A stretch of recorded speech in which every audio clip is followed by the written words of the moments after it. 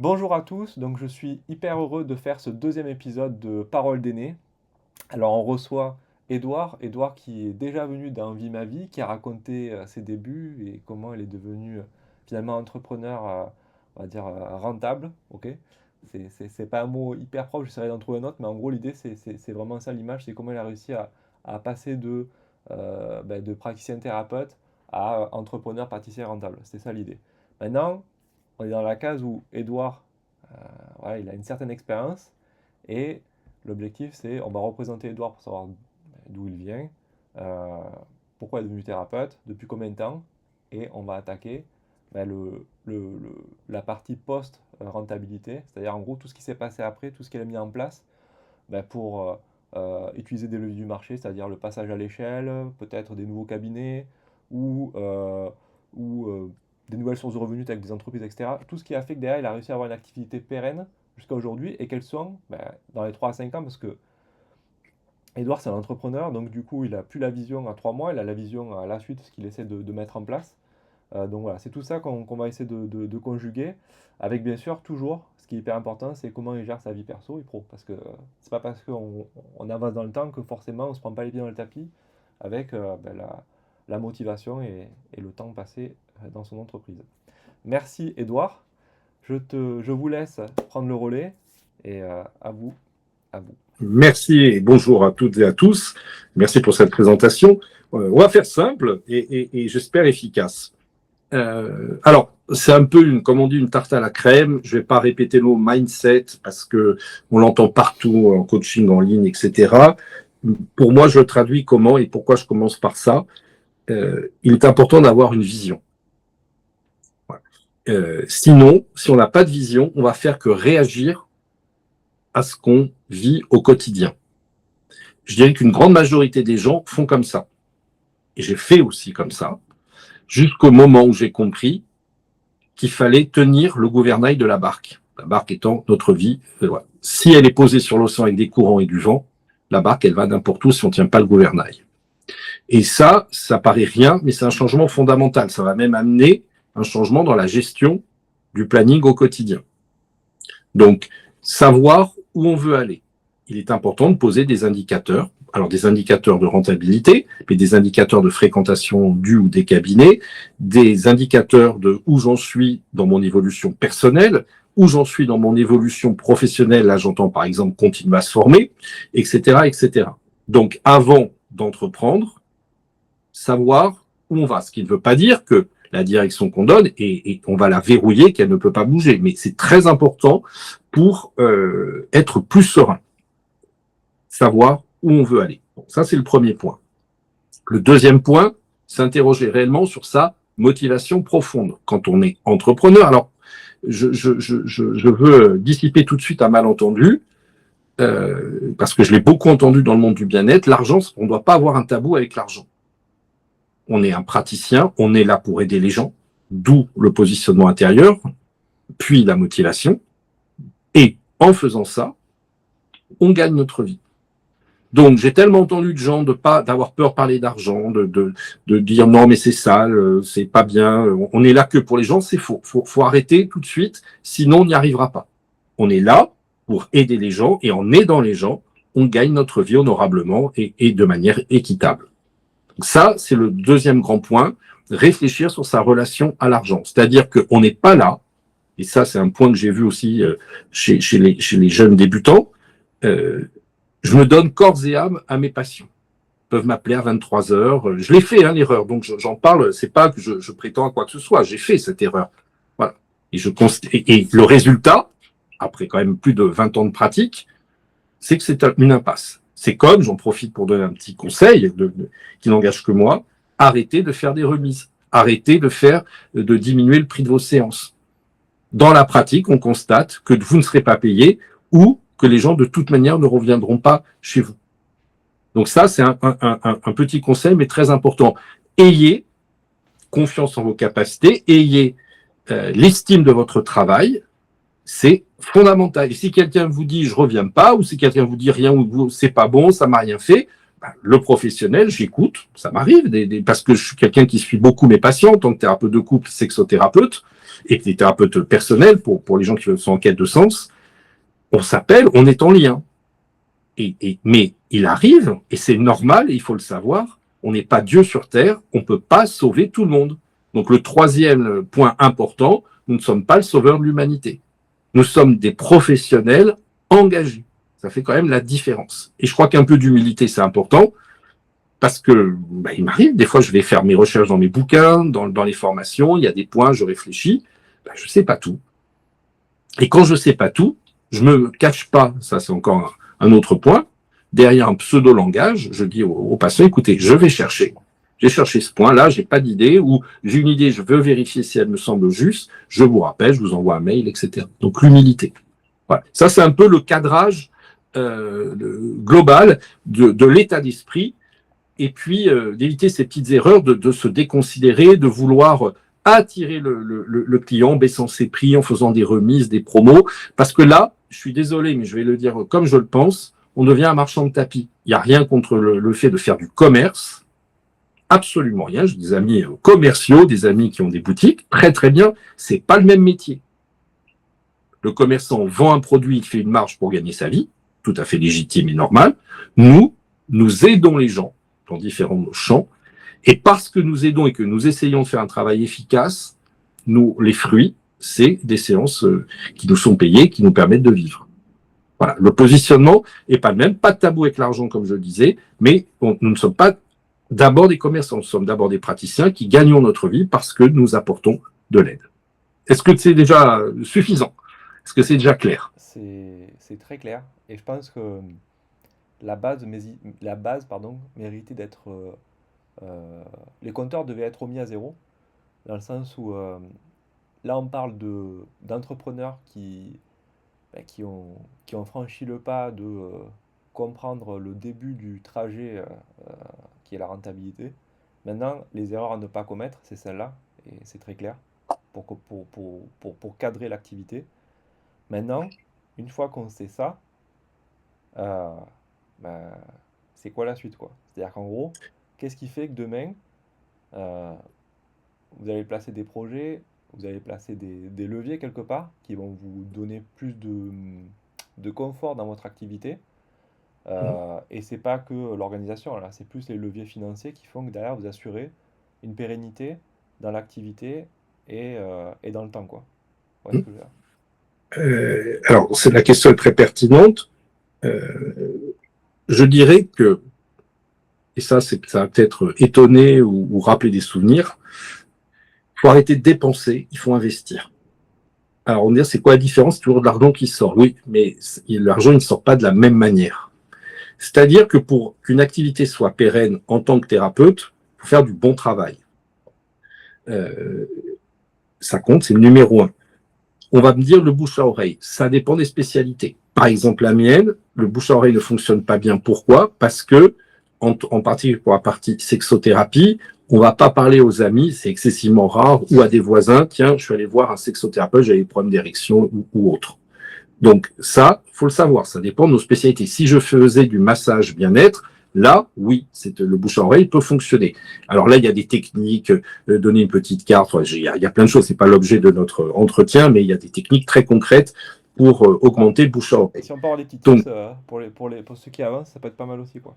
Ça peut oui, alors mais après ça va nous emmener loin. Après, la première, mais une parmi d'autres, c'est par exemple la carte papier ou la carte virtuelle avec un QR code. Aujourd'hui, tout le monde a un smartphone, et donc il y a ce que j'ai fait pour certaines de mes activités où il y a un bonus. Voilà, en parfaite connaissance de cause, c'est-à-dire, je dis voilà, je me développe, j'ai besoin d'augmenter pour une de mes parties, pas les deux que je cite, je fais d'autres choses dans ma vie en tant que thérapeute et accompagnant, par exemple pour le coaching, eh bien, les gens qui parlaient de moi avaient une gratification. Voilà, c'est qui allait à une séance gratuite, une remise ou un livre, enfin un outil que je leur donnais, que je rédigeais spécialement pour eux, etc. Voilà. Donc ça, j'ai d'autres idées, mais voilà, c'est pour dire voilà comment faire pour, entre autres, augmenter son réseau dans le bouche à oreille. Par exemple, ça sert pas du tout ce que je viens de vous dire. Je vais pas le faire en sexothérapie, ça servirait à rien, ce serait du temps perdu. Donc c'est important de savoir ce qu'on propose et comment les gens perçoivent notre prestation. Donc ça, c'est le point que je reviens sur investir plutôt que dépenser. Ben, investir, je suis très étonné de voir de jeunes thérapeutes qui aujourd'hui encore ont peur de faire de la pub payante, par exemple. Ont peur de louer un cabinet correct. À un moment, vous ne pouvez pas rester avec des bouts de ficelle. Et ça paraît anecdotique de le dire, mais c'est absolument fondamental. Quand je prends un exemple parmi 100 000, j'ai acheté un petit diffuseur d'huile essentielle pour que quand les gens arrivent chez moi, il y ait une petite senteur d'agrumes agréable pour la plupart des personnes. Vous allez me dire, ça sert à quoi? C'est l'impression que le cabinet fait. Chez moi, les murs sont relativement blancs. Il y a des fleurs. J'essaye en tout cas de donner une atmosphère de paix. Et j'ai aucun Bouddha, j'ai aucun, comment dire, comme j'en vois souvent des tableaux pris chez Ikea avec des pierres, de l'eau qui coule sur des pierres. Chacun, il n'y a pas de jugement. Je dis juste, je veux pas faire comme les autres. J'essaye d'installer une patte. Alors pourquoi on fait ça et pourquoi je considère que c'est important? Parce que les gens doivent se rappeler de vous. S'ils sont allés chez Ikea et qu'ils voient de chez le cabinet du praticien les mêmes tableaux qu'ils ont vus chez Ikea, c'est pas grave en soi, mais la perception, et oui, et c'est très important, c'est là où je veux en venir, Julien, la perception de votre travail s'en trouvera amoindrie ou pas, mais elle peut s'en trouver amoindrie. Si vous avez un cabinet avec les peintures qui tombent un peu, ça fait un peu cheap, comme on dit en anglais, ce sera la qualité, ça n'a rien à voir avec votre qualité, vous, en tant qu'humain et votre proposition, mais on parlait d'entrepreneuriat, il est important de prendre en compte l'ensemble. Et ça, c'est un autre point important. Faut pas, les gens, vous arrivez avec votre savoir-faire, votre envie, mais les gens, eux, ils vous perçoivent pas comme ça. Les gens, ils viennent donner une somme d'argent pour avoir un service. Et donc, ce service, eux, leur inconscient va le lire dans l'intégralité, pas que la personne ou les techniques que vous employez. C'est vous, vos techniques, mais également où je suis reçu, comment on interagit entre les séances, etc., etc., etc. C'est ce qu'on appelle Donc l'image. ça, C'est ce qu'on appelle voilà. l'image de marque. Oui, et l'image de marque, elle est fondamentale. Et pour avoir une bonne image de marque, il faut savoir investir. Voilà. Ça, c'est un point important. C'est un point important. Sinon, on risque de perdre beaucoup de temps. Vous voyez, c'est comme les leviers numériques. Il faut mettre un peu d'argent. Aujourd'hui, en plus, ça a beaucoup baissé. Comme quand j'ai commencé, moi, je ne connaissais rien au web. J'ai eu un site médiocre qui m'a coûté plus de 4 000 euros.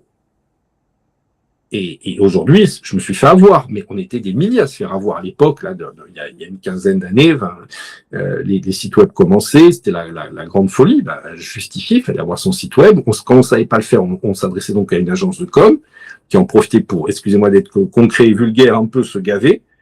Et il y avait tous les problèmes qui arrivaient après. Le site décollait pas, c'était pas leur boulot, en fait. On vendait à l'appel des sites web. Voilà. Et heureusement, aujourd'hui, ça change. Et donc, par exemple, pour investir, c'est savoir de temps en temps faire un peu de pub payante, par exemple, pour faire venir du trafic, etc. Bon, là, on n'est pas là pour faire un cours de marketing, mais c'est important. Donc, la notion, il faut investir. Ce qui veut dire en creux, ne vous lancez pas dans votre activité de thérapeute si vous n'avez pas un peu d'argent. Pour deux raisons, et ça va être très concret. Un, comme je viens de dire, pour pouvoir investir un peu. Deux, pour pouvoir absorber le manque d'activité est inévitable. Au début, quand vous proposez quelque chose, personne ne vous connaît. Il faut donc un temps pour se faire connaître. Donc, il faut pouvoir continuer à vivre. Et c'est là où j'en viens. Tout à l'heure, j'ai commencé notre interview en parlant de mindset. Maintenant, je vais vous parler du cerveau reptilien chez l'humain. Ce cerveau, la partie la plus archaïque, je ne vais pas faire un cours, mais on ne peut pas être un entrepreneur qui réussit ou un praticien qui réussit si votre reptilien est en alerte, c'est-à-dire si votre survie est engagée. Si j'ai pas d'argent, il est inévitable que ma survie soit engagée. Donc, je vais pas être bien. Probablement que je vais pouvoir tirer un peu sur moi pour proposer des prestations pendant quelques semaines en faisant illusion, mais à un moment, mon mal-être va transparaître. Et c'est là aussi où beaucoup de gens arrêtent assez rapidement.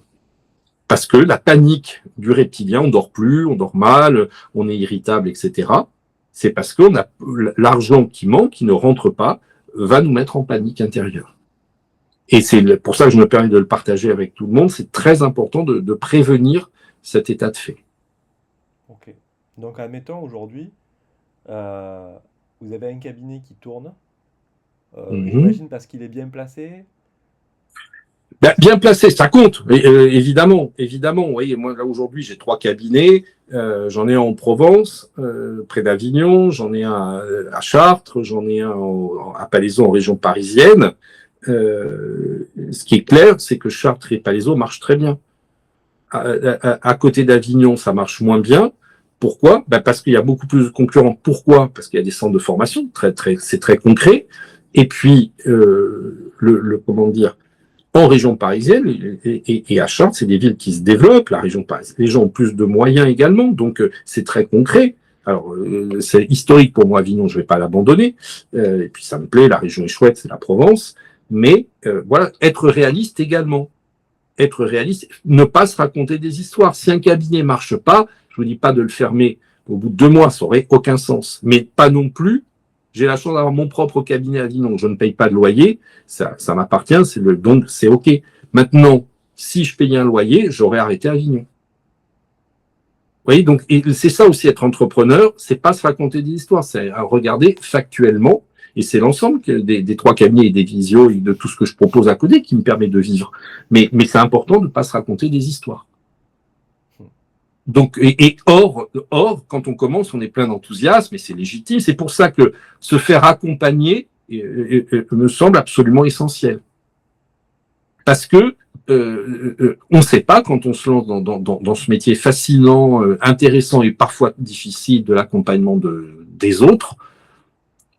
Des fois, on n'a pas la possibilité de prendre suffisamment du recul pour regarder réellement ce qui se passe. Parce que on mêle une passion, on mêle de l'enthousiasme, de la motivation, et des fois on a du mal à regarder l'autre partie, le concret, combien il rentre d'argent à la fin du mois, combien me coûtent mes flyers, si on veut en faire, même si je ne conseille pas, les cartes que j'évoquais tout à l'heure, la publicité payante, le loyer, etc. du cabinet. Donc c'est très important aussi ce serait un autre conseil que je donnerais, c'est de trouver quelqu'un de solide, de quelqu'un qui a de l'expérience pour un peu se faire accompagner dans les débuts de l'activité, pour éviter non seulement de faire des erreurs, mais pas que, mais avoir aussi quelqu'un de neutre et bienveillant qui permet de regarder avec la personne où elle en est exactement. Et ça, c'est quand même un levier important également. Mais du coup, pourquoi vous avez choisi... Alors, on va faire rapide, mais pourquoi vous avez choisi plusieurs cabinets? C'était par rapport à des besoins Oui, puis géographiques? parce que j'ai bougé aussi dans ma vie, donc je me suis installé à différents endroits et donc j'ai continué là où il y avait une forme de rentabilité, hein, ça c'est le côté entrepreneurial, et puis où on se sent bien, où on a des conditions d'exercice qui sont agréables, voilà. Parfait. Et c'est pour ça que j'ai aussi développé des visios, parce que je suis content, parce que j'ai des gens, des Français, par exemple au Maroc, au Portugal. J'ai eu des Canadiens là l'autre jour. Je sais pas comment ils m'ont trouvé. C'est les magies de la vie, le côté sympa. Et donc j'ai fait quelques séances avec des Français vivant au Canada. Donc voilà, c'est important de se développer. Et je l'ai dit au début là de notre rencontre. Il est important d'avoir une vision. Et ce que mais ce que je vais dire là n'engage que moi. Moi, je suis quelqu'un de projet, c'est-à-dire que je travaille maintenant aussi avec des esthéticiennes. Enfin, C'est ça la suite. j'ouvre. C'était ça la question. Voilà. Une fois qu'on a fait ces C'est que, cabinets-là, comment vous vous êtes étendu en fait? Parce que... c'est-à-dire que là, la question et qui reste qui est un point comment dire central chez moi à l'alignement, c'est-à-dire toujours proposer une prestation de qualité. Donc je continue à me former, je continue à lire, etc. J'ai un gros budget de formation chaque mois, et donc ça c'est important, ne jamais sacrifier la qualité de l'accompagnement. Être focus, garder sa motivation. Donc là, on n'est pas là il y a des techniques, il y a des façons de faire. Et puis, parce que c'est ma personnalité, et parce que j'en ai besoin, donc d'où, encore une fois, bien se connaître, ce travail d'alignement, j'ai besoin de développer de nouveaux projets pour, on va dire, garder cette motivation, cette envie d'avancer. Donc c'est pour ça que j'élargis les prestations à d'autres champs, avec d'autres professionnels.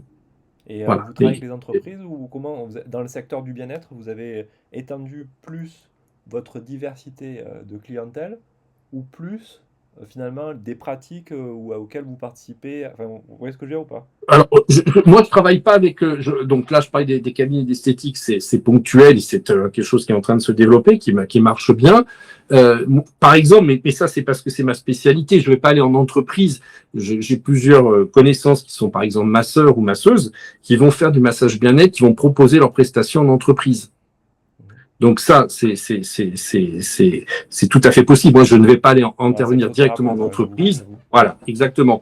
Donc c'est pour ça que dans ma spécialité, je ne vais pas travailler, je fais pas de collaboration ou je suis pas un prestataire de service pour d'autres entreprises. C'est plutôt des collaborations avec d'autres professionnels sur des thématiques précises. Voilà. Donc ça n'a pas valeur c'est vraiment en fonction de ce qu'on propose. C'est vraiment en fonction. La sophrologie, par exemple, effectivement, on peut tout à fait le proposer en entreprise en tant que prestataire de service. Je connais un énergéticien qui travaille très bien d'ailleurs et qui je vais pas donner l'hôpital, mais qui intervient pour, on va dire, couper le feu, ça c'est le terme traditionnel, mais en tout cas aider les gens à avoir moins de souffrance, moins de douleur, en particulier dans le côté pour les grands brûlés. Et ça, ben voyez, c'est pourtant on pourrait dire c'est parallèle, c'est pas officiel, oui, mais les médecins, certains en tout cas, se rendent compte de l'efficacité et il y a une prestation de service qui peut se mettre en place.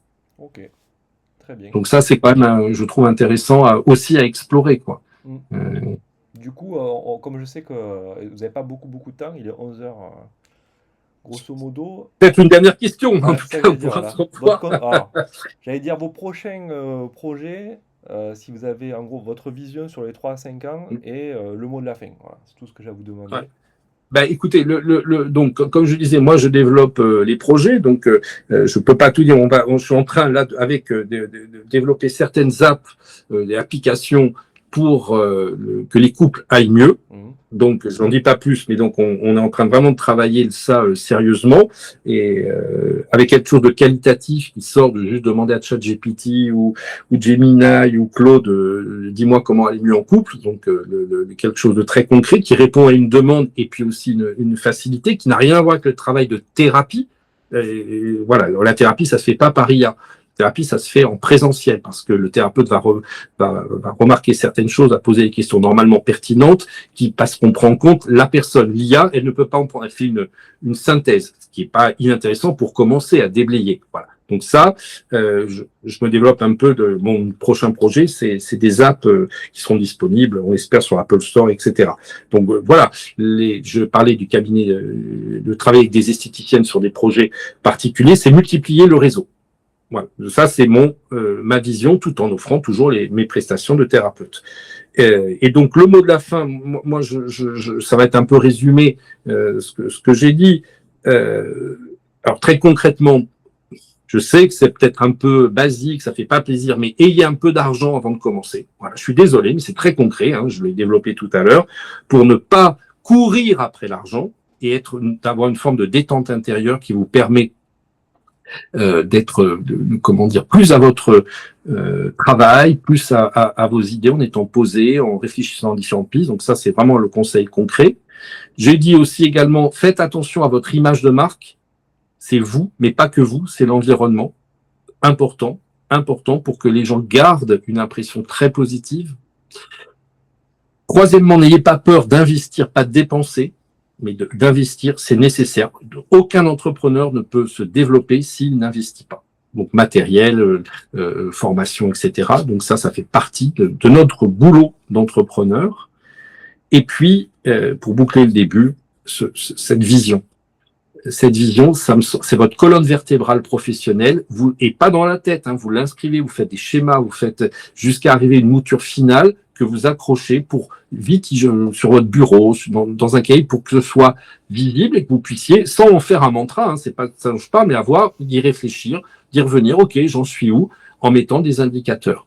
Et ça peut être combiné avec une forme de mentoring, c'est-à-dire quelqu'un, peut-être votre famille, un professionnel, peu importe, mais quelqu'un qui vous permet de prendre du recul Parce que c'est important de ne pas avoir toujours le nez dans le guidon, de prendre du recul, qui va vous dire c'est super, là c'est bien, là il faudrait qu'on regarde ensemble, là attention, ça semble être une impasse, il faut peut-être recadrer le tir, etc. Si vous mettez tout ça ensemble, je pense que vous avez quand même les très bonnes clés pour réussir votre installation et progresser rapidement. Merci beaucoup, Edouard. C'était vraiment un Mais plaisir, encore une fois. Edouard, franchement, c'est l'expérience qui parle. On a eu Céline juste avant au premier épisode. Edouard, franchement, merci beaucoup, Edouard. merci à Je vous, vous Julien. remercie. Et puis peut-être un jour, un autre épisode d'une autre saison, d'un autre thème. Pour l'instant, Merci pour votre gentillesse. merci. À Bonne bientôt pour tout journée. le monde. Au revoir. Au revoir.